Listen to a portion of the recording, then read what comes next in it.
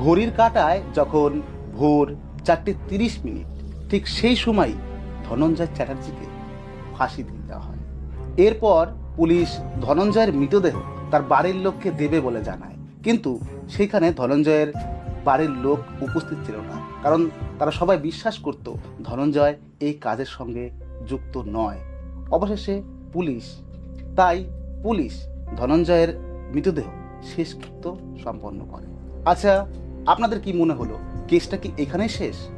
আমি বলছি না। ধনঞ্জয় তার একটা ইন্টারভিউতে বলে ওই দিন ধনঞ্জয় হেতালের ঘরে যায়নি। ওই ফ্ল্যাটে কারো কোনো সমস্যা হলে ধনঞ্জয়কে জানাতো, আর ধনঞ্জয় কি করতো, ওই সমস্যাটাকে সমাধান করে দিত। ধনঞ্জয় তার ইন্টারভিউতে এটাও বলে যে হেতালের সঙ্গে কোনো অশ্লীল আচরণ সে কোনোদিনই করেনি।